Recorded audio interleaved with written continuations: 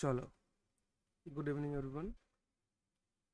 আমাদের বায়োলজির class number 6 যে ক্লাসটি করতে করতে আমাদের ক্লাসটি অফ হয়ে গেছিল পাওয়ার কাট হওয়ার জন্য।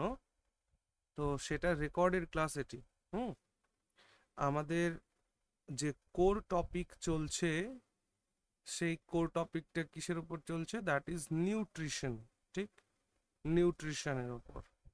আর সাব টপিক কি চলছে? আমাদের সাব টপিক চলছে হচ্ছে মাইক্রো নিউট্রিয়েন্টসের মধ্যে ভিটামিন। আমরা ভিটামিন পড়ছি।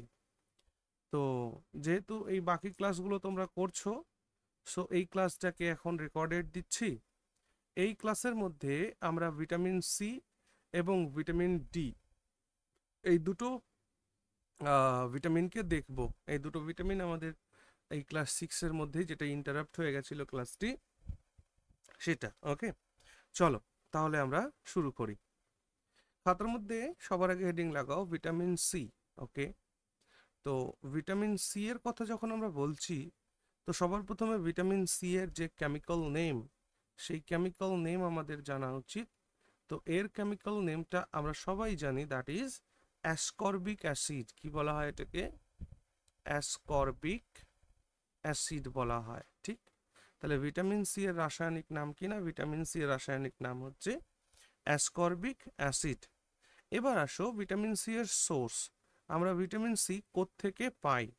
সো ভিটামিন সি আমরা পাই হচ্ছে আমলকি থেকে পাই। হ্যাঁ, আমলকি থেকে আমরা পাই। আমরা লেবু থেকে পাই। হ্যাঁ, আমরা কমলা লেবু, মানে যেটাকে আমরা অরেঞ্জ বলছি, অরেঞ্জ থেকে পাই। আমরা টমেটো থেকে পাই। টমেটো। আমরা যে কোনো প্রকারের সিট্রাস ফ্রুট, হ্যাঁ, অর্থাৎ টক জাতীয় যে ফলগুলো আছে, সেই টক জাতীয় ফল থেকে আমরা এটা পাই। আমরা কাঁচা লঙ্কা থেকে পাই vitamin C, that is green chilli. Green chilli কাঁচা লঙ্কা থেকে পাই। আবার আঙ্গুর ফল আমরা খাই, সেই গ্রেপস থেকে, অর্থাৎ আঙ্গুর ফল থেকে পাই। তো এই গেল ভিটামিন সি এর সোর্স, যে এই সমস্ত জিনিসগুলো থেকে আমরা ভিটামিন সি পাই। এবং মনে রাখবে যে আমলকি থেকে আমরা ম্যাক্সিমাম ভিটামিন সি এর সোর্স বলতে পারি। ম্যাক্সিমাম ভিটামিন সি এর সোর্স হচ্ছে আমলকি। ওকে, বেশ। এই আমলকি সম্পর্কে এবার কিছু কথা শোনো।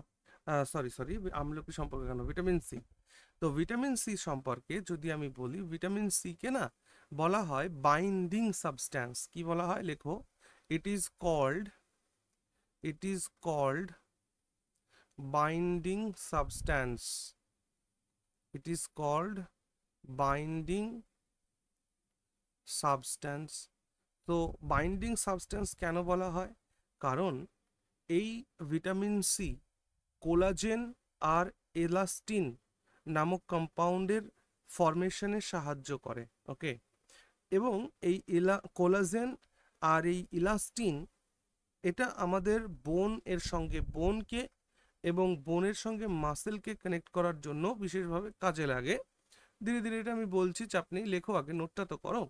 লেখো, it is called binding substance because because it helps in formation, because it helps in formation of uh, collagen collagen and elastin, collagen and elastin.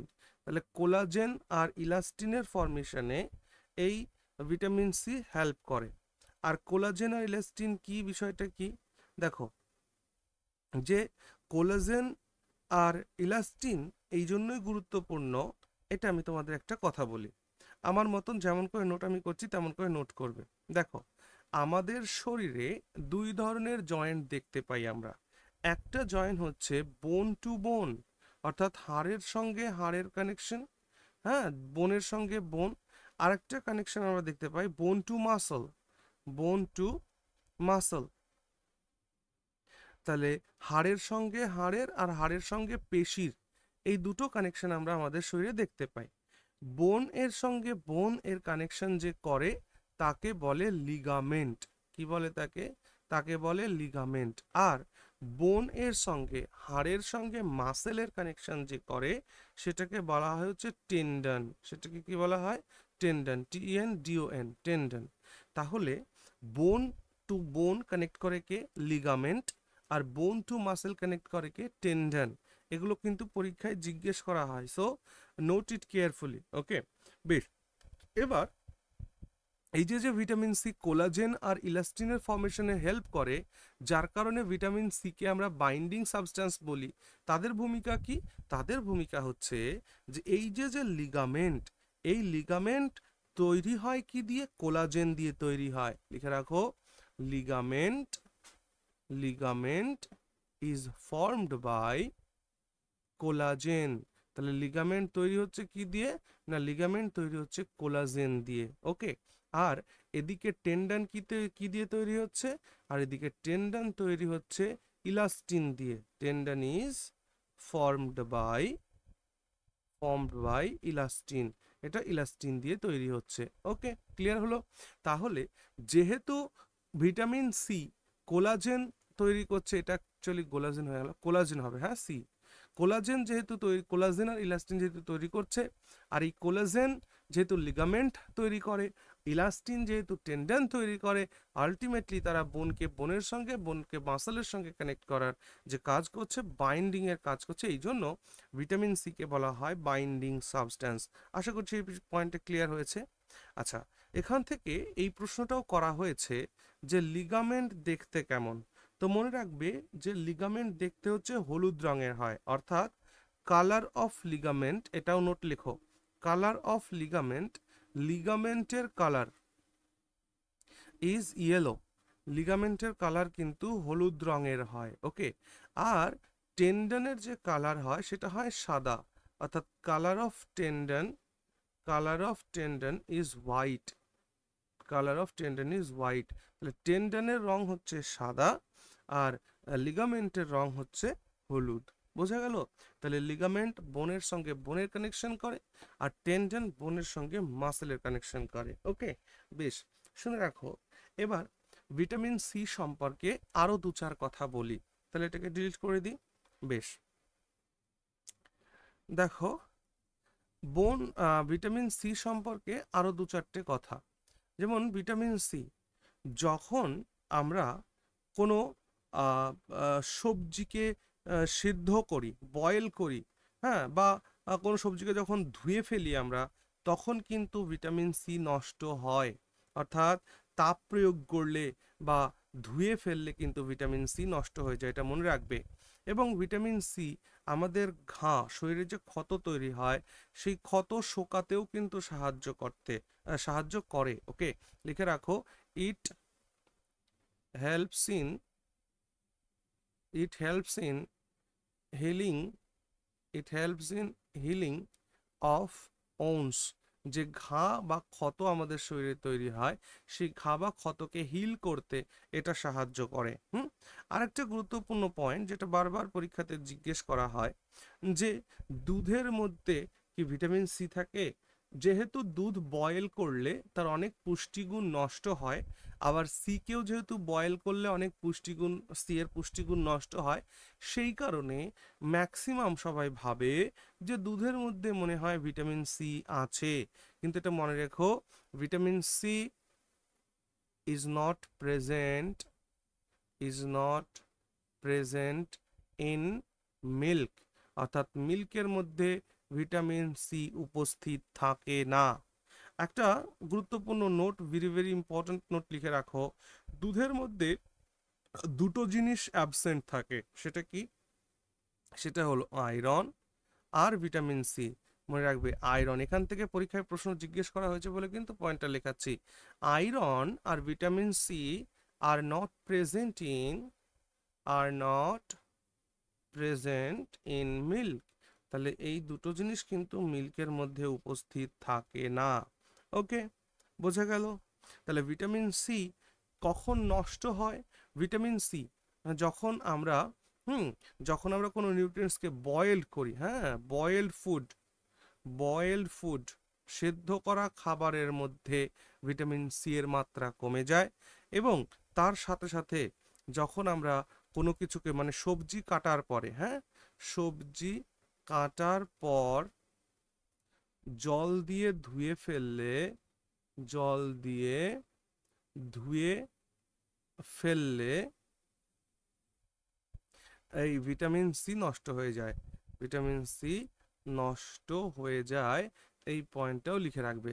তাহলে কোনো খাবারকে যদি আমরা বয়েল করি, সিদ্ধ করি, বা কোনো সবজি যখন তার খোসা ছাড়িয়ে সেটাকে আমরা জলে ধুয়ে ফেলি, তাহলে কিন্তু ভিটামিন সি নষ্ট হয়ে যাবে। ওকে, এবার আসো, যদি কারো শরীরে ভিটামিন সি এর অভাব ঘটে, অর্থাৎ lack of vitamin C, vitamin C এর অভাব যদি শরীরে ঘটে, তাহলে একটা রোগ হয় যেটা পরীক্ষায় জিজ্ঞেস করা হয়, that is scurvy, that is scurvy, scurvy disease হয়, যেটাতে দাঁতের ক্ষয় হয়, ঠিক আছে না, স্কারভি রোগ হয় ভিটামিন সি এর অভাবে।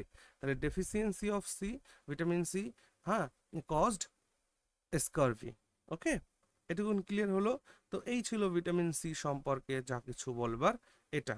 ওকে, বেশ, এবার আসো আমরা আমাদের নেক্সট ভিটামিনে যাই, that is vitamin D. Okay, চলো খাতা হেডিং লাগাও ভিটামিন ডি। তো ভিটামিন ডি এর রাসায়নিক নাম আমাদের জানতে হবে না, এর কেমিক্যাল নেম কি? ভিটামিন ডি এর কেমিক্যাল নেম, ভিটামিন ডি এর কেমিক্যাল নেম হচ্ছে ক্যালসিফেরল। কি নামের? Calciferol, calciferol. তাহলে ভিটামিন ডি এর রাসায়নিক নাম হচ্ছে ক্যালসিফেরল। এবং মনে রেখো, এই ভিটামিন ডি কে it is also called sunshine ভিটামিনও কিন্তু বলে, সানশাইন ভিটামিন, সানশাইন ভিটামিনও কিন্তু এটাকে বলা হয়। কেন বলা হয়? কারণ ম্যাক্সিমাম ভিটামিন ডি আমরা পাই হচ্ছে সানলাইট থেকে। তাহলে ভিটামিন ডি এর সোর্সটা একটু লিখে নিব। ভিটামিন ডি এর সোর্স যখন আমি বলছি, তাহলে সেখানে লিখব যে সানলাইট থেকে আমরা ভিটামিন ডি পাই, সানলাইট থেকে, সূর্যালোক থেকে। কখনো সূর্যালোক? অবশ্যই অবশ্যই মর্নিং সানলাইট, নাকি দুপুরের আলো, দুপুরের সূর্যালোক নয়, সকালবেলার যে সূর্যালোকটা রয়েছে সেখান থেকে আমরা max to max vitamin D পেয়ে থাকি। তাহলে সানলাইট থেকে আমরা ম্যাক্সিমাম ভিটামিন ডি আহরণ করি। আর যদি খাদ্যদ্রব্যের কথা বলি, যে কোন খাদ্যদ্রব্য থেকে আমরা সব থেকে বেশি ভিটামিন ডি পাই, দ্যাট ইজ মিল্ক। মিল্ক খাদ্যদ্রব্যের মধ্যে মিল্ক থেকে আমরা সব থেকে বেশি ভিটামিন ডি পাই। আর যদি ওভারঅল বলা হয় ভিটামিন ডি কোথা থেকে আসে, দ্যাট ইজ সানলাইট। ওকে, আচ্ছা, এছাড়াও আমরা মাটন থেকেও ভিটামিন ডি পাই, আমরা ফিশ অয়েল থেকেও ভিটামিন ডি পেয়ে থাকি। ওকে, ভিটামিন ডি সব থেকে বেশি কিসে থাকে না? Morning Sunlight. হ্যাঁ, মর্নিং সানলাইট, সকালবেলার যে সূর্যালোক, সেই morning Sunlight has maximum vitamin D. তাহলে সকালবেলার যে সূর্যালোক, সেটাতে বেশি পরিমাণে কি থাকে না, ভিটামিন ডি থাকে। ওকে, তাহলে ভিটামিন ডি এর কাজ কি? ভিটামিন ডি আমাদের শরীরে যে কাজটা করে সেটা হচ্ছে ক্যালসিয়াম আর ফসফরাসকে না অ্যাবজর্ব করার কাজটাকে করে। ঠিক আছে, তাহলে লিখে রাখো যে it helps in absorption, it helps in absorption of calcium and phosphorus। তাহলে ক্যালসিয়াম অ্যান্ড ফসফরাসের যে অ্যাবজর্পশন, সেটাতে হেল্প করে এই ভিটামিন ডি। আবার তাহলে আলটিমেটলি কি হচ্ছে বিষয়টা খেয়াল করো, যেহেতু ভিটামিন ডি আমাদের শরীরের যে স্কেলেটন সিস্টেম রয়েছে, যে কঙ্কালতন্ত্র রয়েছে, মানে বোনস রয়েছে আমাদের শরীরে, সেই বোনের যে মেইন উপাদান সেটা হচ্ছে ক্যালসিয়াম আর ফসফরাস। তাহলে হাড়কে রক্ষা করতে গেলে, আমাদের হাড়কে ঠিকঠাক রাখতে গেলে ভিটামিন ডি আমাদের শরীরে পর্যাপ্ত পরিমাণে থাকা দরকার। কারণ ভিটামিন ডি হেল্প করে আমাদের বোন যাতে ঠিকঠাক থাকে সেটা দেখার। ওকে, তাহলে আলটিমেটলি ভিটামিন ডি আমাদের কিভাবে সাহায্য করে? না, ইট helps in formation and development of বোন অ্যান্ড টিথ। আমাদের শরীরে যে হাড় এবং দাঁত রয়েছে সেইগুলোর ডেভেলপমেন্টে, তাদের ফরমেশনের ক্ষেত্রে ভিটামিন ডি গুরুত্বপূর্ণ ভূমিকা নেয়। তাই লিখে রাখো যে it helps in formation and development of bone and teeth। Bone and টিথের যে ডেভেলপমেন্ট বা এর ফরমেশনের ক্ষেত্রে এই ভিটামিন ডি সাহায্য করে। ওকে, আচ্ছা, আরেকটা পয়েন্ট শুনে রাখো, ভিটামিন ডি কে মানুষ হরমোন হিসেবেও কিন্তু ইউজ করে থাকে। সেটা ভেরি ভেরি ইম্পর্ট্যান্ট। একমাত্র ভিটামিন যেটাকে মানুষ হরমোন হিসেবে ব্যবহার করে থাকে, লিখে রাখো যে it can be used as a hormone. এটাকে হরমোন হিসাবেও কিন্তু মানুষ ব্যবহার করে থাকে। ওকে, এটুকুন আলোচনা হলো। এরপর আমরা আরেকটা আলোচনা করব, that is formation of vitamin D. আমাদের শরীরে যেহেতু সানলাইট থেকে ভিটামিন ডি পাওয়া যায়, তোমরা বুঝতে পারছো সানলাইট না আমরা খাই না কিছু করি, তো কি করে সানলাইট থেকে আমরা ভিটামিন ডি পাই সেই জিনিসটা এখন আমরা একটু বোঝবার চেষ্টা করব। Okay, so I am rubbing it, you may pause the video and note it. Okay, চলো আমরা খাতার মধ্যে হেডিং লাগাও। এবার লেখো formation of vitamin D. Formation of vitamin D, যে ভিটামিন ডি আমাদের শরীরে কিভাবে তৈরি হয় সেটা দেখব। দেখো, এই হচ্ছে আমাদের সান। এই সান যখন সকালবেলায় কিরণ দেয় তখন এই সানলাইট কি হয় না, এই সানলাইট আমাদের ত্বকে এসে পড়ে। কোথায় এসে পড়ে? আমাদের স্কিনে এসে পড়ে। যখন আমাদের ত্বকের ওপরে সানলাইট পড়ে, সূর্যকিরণ পড়ে, তখন আমাদের ত্বকে তখন এক ধরনের কম্পাউন্ডের সিক্রেশন হয়। সেই কম্পাউন্ডটার নাম কি? সেই কম্পাউন্ডটার নাম হচ্ছে 7D হাইড্রক্সি কোলেস্টেরল। লিখে রাখো। তাহলে আরেকবার বলি, সানলাইট যখন আমাদের স্কিনের ওপরে পড়ে তখন স্কিনের লেয়ার থেকে 7D হাইড্রক্সি কোলেস্টেরলের সিক্রেশন হয়। আর যখনই আমাদের শরীরে এই 7D হাইড্রক্সি কোলেস্টেরলের সিক্রেশন হয় তখন ডিএম অফিস অর্থাৎ লিভারের কাছে খবর পৌঁছায় যে শরীরের মধ্যে 7D হাইড্রক্সি কোলেস্টেরল উপস্থিত হয়েছে। তখন লিভার কি করে? লিভার এটাকে সিনথেসিস করে কি ফর্ম করে? এখানে ভিটামিন ডি ফর্ম করে। ক্লিয়ার হলো? এবং এই ভিটামিন ডি কোথায় স্টোর থাকবে? লিভারে স্টোরড থাকবে। বোঝা গেল কিনা? তাহলে আরেকবার শোনো। সূর্যালোক যখন আমাদের স্কিনের ওপরে পড়ে তখন স্কিন থেকে এক ধরনের কম্পাউন্ডের সিক্রেশন হয়, that is 7D hydroxy cholesterol. সেই হাইড্রক্সি 7D হাইড্রক্সি কোলেস্টেরলকে লিভার সিনথেসিস করে ভিটামিন ডি তৈরি করে, আর সেই ভিটামিন ডি লিভারে স্টোর থাকে। ক্লিয়ার হলো কিভাবে আমাদের শরীরে ভিটামিন ডি উৎপাদন হয় সেটা আমরা বুঝে নিলাম। বেশ, এবার আমরা দেখতে চলেছি যে ভিটামিন ডি যদি আমাদের শরীরে কম হয়ে যায় তাহলে আমাদের কি হবে, কি সমস্যা হবে? দেখো, ভিটামিন ডি এর যদি ল্যাক হয় বা ডেফিসিয়েন্সি হয় তাহলে দুই ধরনের রোগ আমরা এক্সাম পয়েন্ট অফ ভিউ থেকে পড়ব। সেটা কি? সেটা হচ্ছে একটা বাচ্চাদের জন্য, একটা বয়স্কদের জন্য। তাহলে লিখে ফেলো যে lack of vitamin D. Vitamin D এর যদি আমাদের শরীরে অভাব হয় তাহলে যে ডিজিজেসগুলো হয় সেটাকে দুটো ভাগে ভাগ করি আমরা। একটাকে বলবো ফর চিলড্রেন, বাচ্চাদের জন্য একটা ডিজিজ হয়, আর ফর অ্যাডাল্টস, বয়স্কদের জন্য একটা ডিজিজ হয়। ওকে, চিলড্রেনদের জন্য কি রোগ হয় না? চিলড্রেনদের জন্য হয় হচ্ছে রিকেটস। চিলড্রেনদের জন্য রিকেটস হয়। আর অ্যাডাল্টসদের জন্য কি হয় না? অ্যাডাল্টসদের জন্য হয় হচ্ছে অস্টোম্যালাসিয়া। কি হয়? অস্টোম্যালাসিয়া।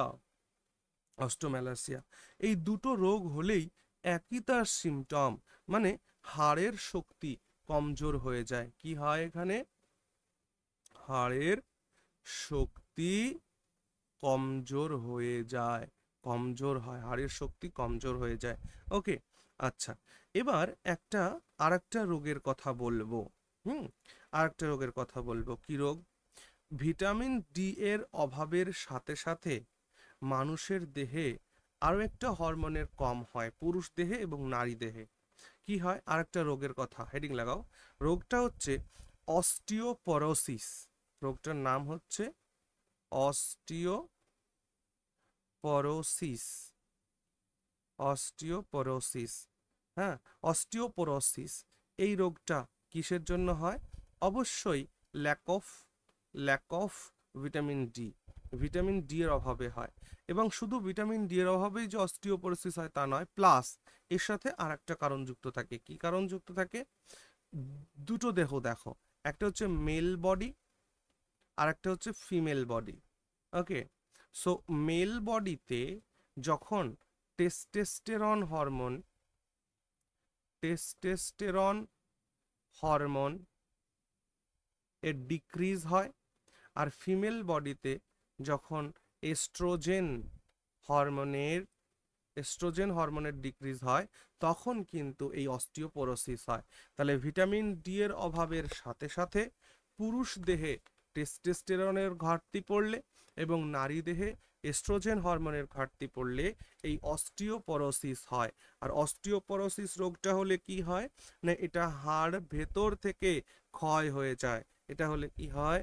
এটা হাড় ভেতর থেকে ভেতর থেকে এটা ক্ষয়প্রাপ্ত হয়, ভেতর থেকে ক্ষয়প্রাপ্ত হয়, মানে হাড় ক্ষয় রোগ আর কি, যেটা আমরা বলতে পারি। হ্যাঁ, যেমন এই রোগটাকে আমরা অন্য ভাষায় আর্থারাইটিসও বলে থাকি, আর্থারাইটিসও কিন্তু বলে থাকি। ওকে, বেশ।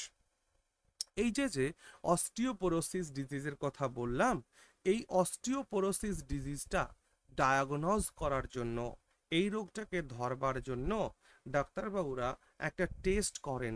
সেই টেস্টটাকে বলা হয় বিএমডি টেস্ট। কি বলা হয়? বিএমডি টেস্ট বলা হয়। তাহলে বিএমডি টেস্ট কেন করা হয়? To diagnose osteoporosis. অস্টিওপোরোসিস, তাহলে অস্টিওপোরোসিস কোনো মানুষের দেহে হাড় ক্ষয় হচ্ছে কিনা সেটা টেস্ট করার জন্য কোন টেস্ট করা হয় না? BMD test. পরীক্ষায় জিজ্ঞেস করা হয়েছে যে বিএমডি টেস্ট নিচের কিসের সাথে যুক্ত? তো অবশ্যই হাড়ের সঙ্গে যুক্ত, কারণ বিএমডি টেস্টের ফুল ফর্মই হচ্ছে বোন মিনারেল ডেন্সিটি। বোন মিনারেল ডেন্সিটি, বোন মিনারেল ডেন্সিটি, হাড়ের মিনারেল ডেন্সিটি টেস্ট করাবার জন্যই বিএমডি টেস্ট করা হয়ে থাকে। ওকে, ক্লিয়ার? Very good. ঠিক আছে, এই পর্যন্তই ছিল আমাদের লেকচার 5। এটা করাপ্ট হয়ে গেছিলো, ক্লাসটি হঠাৎ বন্ধ হয়ে গেছিলো, তো সেটা আমি এটা রেকর্ডেড দিয়ে দিলাম। যারা লাইভ ক্লাস করেছিলে তাদের কাছে তো নোট আছেই, যারা লাইভ ক্লাস করতে পারোনি তারা এটা দেখে আশা করছি যে তোমরা সবাই নোট করে নিয়েছো। ঠিক আছে, তাহলে এই পর্যন্তই। ভালো থেকো সবাই, গুড নাইট।